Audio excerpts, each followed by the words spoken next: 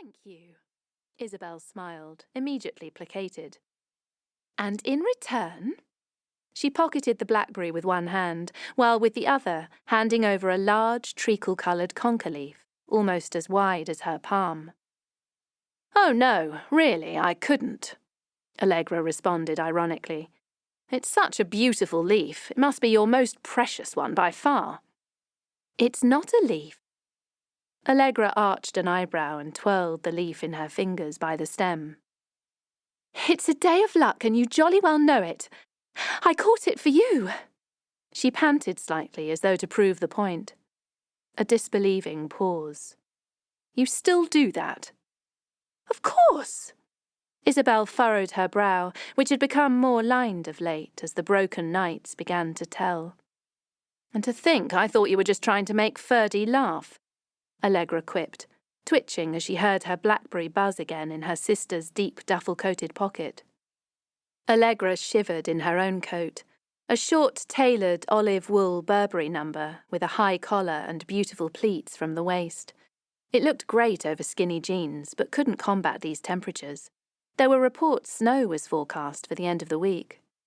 Come on, let's get a latte, Isobel said, maturely ignoring the dig and taking in her sister's pinched cheeks. It was clear she wasn't going to be breaking into a run and catching leaves in those boots. That'll warm you up.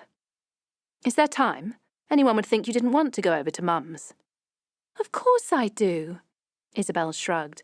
But we've got all day, and I know what you're like with cold toes. Allegra smiled. Fine, but it had better be a quick one. Caffeine was far preferable to her than fresh air anyway, and there was always the chance Isobel would have to disappear on one of her lengthy nappy-changing trips with Ferdy, leaving her alone with her beloved blackberry. So tell me about this new house, then, Isobel said, looping one arm through her sister's and expertly steering the aerodynamic buggy with one hand as they strolled through the majestic avenue of trees with all the other families, loved-up couples and dog-walkers for whom this ritual was Saturday morning.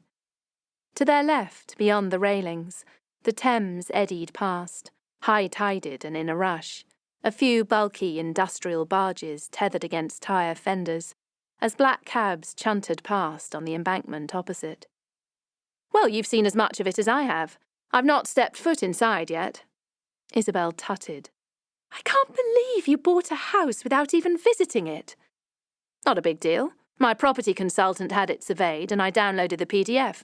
It ticked all my boxes. And only you could have a property consultant, Isobel groaned. Fine, property hunter, whatever you want to call him. Him? Was he good-looking? Allegra rolled her eyes. Oh, my God! Now you're trying to fix me up with a man you haven't even met. Needs must. God only knows how you haven't bagged someone at work. The place is crawling with men. Yes, there's just a slight problem. I work with them.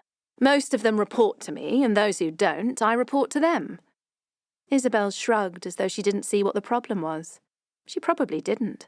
Sex and office politics weren't life-and-death issues in her world. Yeah? But was he? Isobel grinned, nothing if not persistent. Allegra smiled. He was fine. Fine? Wow!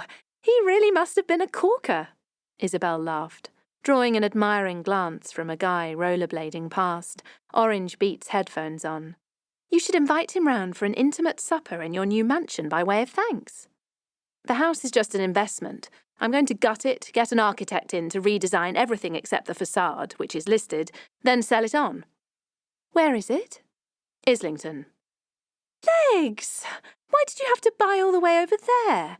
You easily could have bought in Wandsworth. You'd get a bigger garden then, at least, and we'd be closer. I just told you I'm not going to live there. It's an investment. I'll still be in my flat. Yeah, and your flat's a nightmare for parking. No one has cars where you live. That's because they don't need them. We can walk everywhere. Isobel stifled a laugh. What? You? Walk? Listen, you get driven everywhere, be honest. You're too busy and important to walk. Allegra flashed her sister a scornful look, but she couldn't argue the logic. She was.